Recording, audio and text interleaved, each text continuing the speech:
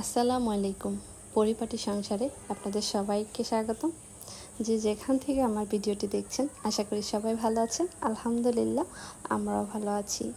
গাছে একটা 9টা ফুল ফুটেছে। এটাই প্রথম এই বছরে ফুটলো। হ্যাঁ, সকালবেলা গাছে পানি দিতে এসে দেখলাম।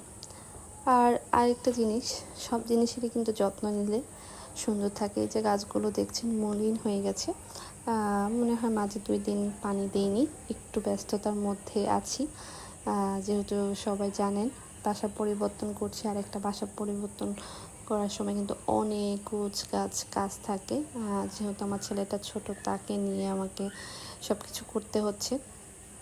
তো যাই হোক, এখন পানি দিয়ে নিচ্ছি। আর পানি দেওয়ার পরে কিন্তু এই ফুলটা ফুটেছিল।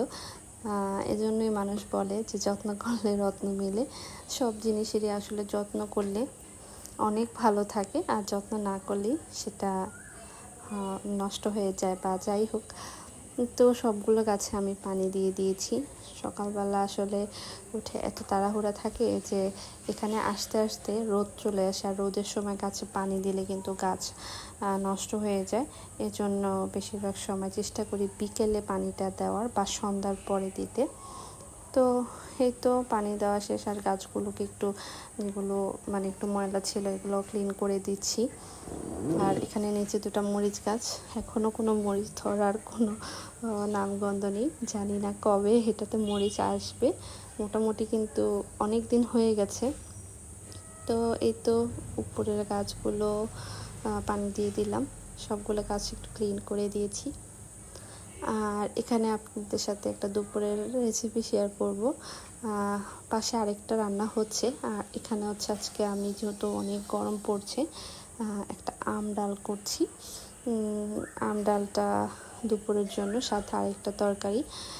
তো এই তো ডালটা কিন্তু হয়ে এসেছে, আর আমি কিন্তু একদম শেষেই কাঁচামরিচ দিই, যেহেতু বাবুকেও একটু ডালটা দিই, এজন্য আমি ডালে ঝাল দিই না। আর আমি নিজেও ডালে কিন্তু ঝালটা পছন্দ করি না। তো এই তো এখানে আমি আমগুলো কেটে নিয়েছি। আমি কিন্তু সবগুলো আম দিব না, কিছু আম ফ্রিজে রেখে দিব, আর এখান থেকে 2-3 পিস আম শুধু ডালে দিব। এই যে আপনাদেরকে দেখিয়ে দিচ্ছি কিভাবে কেটেছি। এভাবে কেটে কিন্তু ফ্রিজে সংরক্ষণ করা যায়। আর এই পাশে আমি বটবটি যেটাকে বলে, সেটা দিয়ে মাছ দিয়ে দুপুর জন্য একটা ঝোল করেছি, আর সাথে আম ডাল। এই তো এখানে আমি ডালে আমগুলো দিয়ে দিচ্ছি। তারপরে আমি দিয়ে দিব ডালে, কি বলেন আপনারা, ফোড়ন বা বাগার যেটাই হোক, আমরা বাগারই বলি। এখানে পেঁয়াজ আর রসুন নিয়ে নিয়েছি। এটাকে আমি একদম লাল লাল করে ভেজে তারপরে ডালে দিয়ে দিব। এই তো প্রায় ভাজা হয়ে গেছে। এখন আমি ডালের সাথে এটা অ্যাড করে দিব। আসলে এরকম গরমের মধ্যে কিন্তু এরকম একটা আম ডাল হলে ভাতটা খেতে কিন্তু খুব ভালো লাগে, বা এরকম একটা আমের সাথে কোনো একটা ছোটো মাছের তরকারি হলেও কিন্তু বেশ ভালো লাগে। তারপরে বলেন জলপাই, এগুলো আসলে এই গরমের মধ্যে কিন্তু খুবই সুস্বাদু খাবার ভাতের সাথে। যাই হোক, এই যে এখানে আম ডাল হয়ে গেছে, আমি বাগার দিয়ে দিচ্ছি, এখন নামিয়ে নিব। আর বাকি যে আমগুলো আছে, এই যে প্যাকেটটা দেখছেন, এটা কিন্তু বাবুর জন্য যে ওটস আনি, আমি ওই প্যাকেটগুলো রেখে দিই, কারণ এগুলোতে আসলে কিছু সংরক্ষণ করতে খুব সুবিধা হয়। তো এই তো আমি এটাতে ঢুকিয়ে নিয়েছি, এখন এটা মুখটা আমি বন্ধ করে দিলাম। এভাবেই আমি ফ্রোজেন করব। আর আমি বেশি জিনিস ফ্রোজেন করি না, জাস্ট যে কদিন থাকে বা রাখবো আর কি। আর দুপুরে লাঞ্চের পরে একটু শুয়ে রেস্ট নিয়েছি, বাবু ঘুমাচ্ছে। আর এই ফাঁকে কিছু জিনিস আয়রন করব। আপনাদের ভাইয়ার শার্ট কিন্তু আমি বাহিরের থেকে আয়রন করে নিয়ে আসি, কিন্তু সে যে টি শার্ট গেঞ্জি এগুলো পরে, এগুলো আমি বাসায় হালকা একটা আয়রন করে দিই, কারণ বুটে যায়, ভাঁজটা থাকে না। একদম ধোয়ার পরে কিন্তু এগুলো একদম চুপসে যায়। তো এই তো কয়েকটা গেঞ্জি এখানে আমি নিয়ে নিয়েছি, এগুলোকে একটু আয়রন করে দিব, কারণ আয়রন করতে কিন্তু আমার খুবই বিরক্ত লাগে এক কথায়। তো সব জিনিস আমি বাহির থেকেও করি, কিন্তু এটা আসলে বাহিরে দেওয়ার মতো কিছু নেই। এটা আমি বাসায় হালকা করে একটু আয়রন করে তারপরে সুন্দর করে ভাঁজ করে রেখে দিই। তো এই তো আয়রন করতে করতেই সন্ধ্যা হয়ে গেছে আর বাবু উঠে গেছে। তো আজানের পর আমি তাকে মুখ টুক ধুয়ে এখানে তার জন্য সন্ধ্যার হালকা একটু নাস্তা করছি, যেটা হচ্ছে নুডলস। আমি তাকে সন্ধ্যায় একটু নুডলস দেওয়ার চেষ্টা করি, সেটা হচ্ছে মশলাটা ছাড়া, যে নুডলসের ভিতরে যে একটা মশলা থাকে এটা ছাড়া, কারণ ওইটা বাচ্চাদের হেলথের জন্য তেমন ভালো না একদমই ভালো না। তো এই তো আমি পানি গরম বসিয়ে দিয়েছি আর এখানে আমি নুডলসটা পাশে ভেঙে নিয়েছি। আমি ওর জন্য একসাথে কয়েকটা নুডলস ভেঙে এরকম একটা বয়ামে রেখে দিই, কারণ যেহেতু সে পুরোটা খেতে পারবে না, একটা নুডলস সে পুরোটা খেতে পারবে না, সামান্য কিছুটা নেই। এই জন্য আমি কয়েকটা নুডলস একসাথে ভেঙে একটা বয়ামে রেখে দিই। আর আজকে কিন্তু শেষ, আমি আবার কয়েকটা নুডলস নিয়ে এই বয়ামে রেখে দিব। এই তো এখানে সিদ্ধ বসিয়ে দিয়েছি, যতটুকু দেখেছেন। যদি তার ভালো লাগে সে পুরোটা খাবে, আর তার ভালো না লাগলে সে যদি মোটামুটি ভালো লাগে সে অর্ধেকটা খাবে, আর না ভালো লাগলে কিন্তু একটুও খাবে না। আসলে বাচ্চারা এরকমই, তাদের ভালো লাগাগুলা খুবই গুরুত্ব দিতে হয়। আর জোর করলেও দেখা যাচ্ছে পরবর্তীতে সেই খাবারটা আর খেতেই চায় না। কার বাচ্চা কীরকম আমি জানি না, তবে আমার ছেলেটা এরকমই। তার সাথে খাবার নিয়ে খুব বেশি জোরাজোরি করলে সেই খাবারটা পর থেকে ওই দিনের পর থেকে আর খেতেই চাইবে না। তো এই জন্য আমি তেমন জোরাজোরি না করাটাই পছন্দ করি।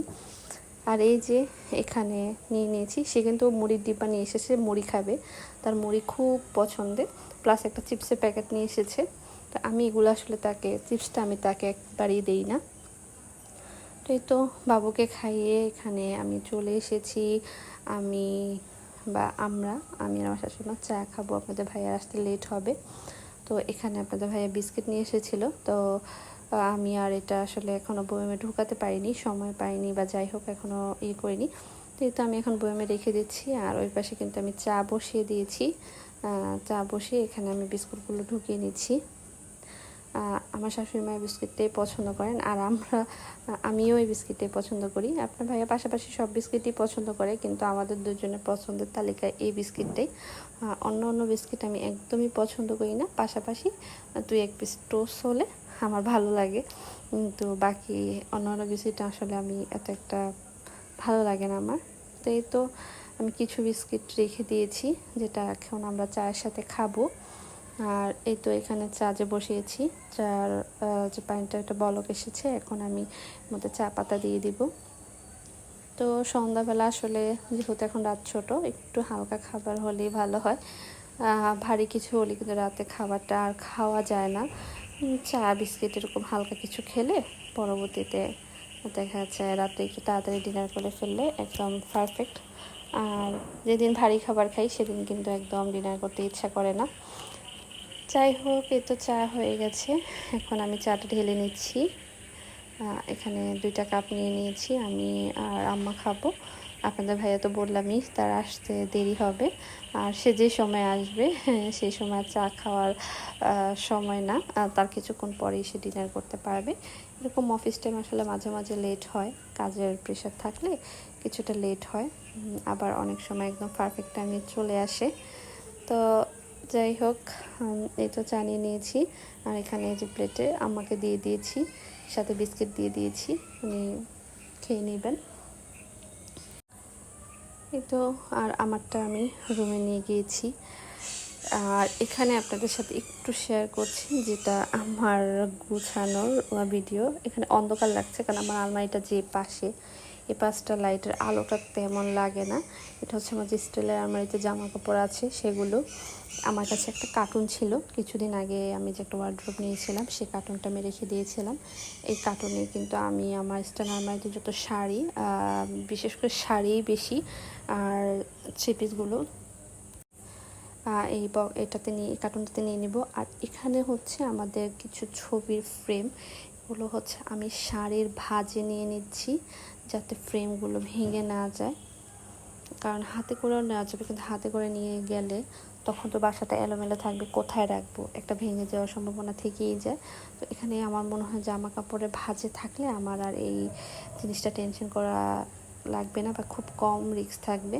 তো এখানে এই যে আমি সবগুলো ঢুকিয়ে নিয়েছি, আপনাদের সাথে একটু শেয়ার করে নিচ্ছি যাই হোক, এটাই কিন্তু আমার এই বাসার লাস্ট ভিডিও। সবাই ভালো থাকবেন, সুস্থ থাকবেন। নতুন বাসা আবার আপনাদের সাথে দেখা হবে। সবাই ভালো থাকবেন, সুস্থ থাকবেন। আল্লাহ হাফিজ। আসসালামু আলাইকুম।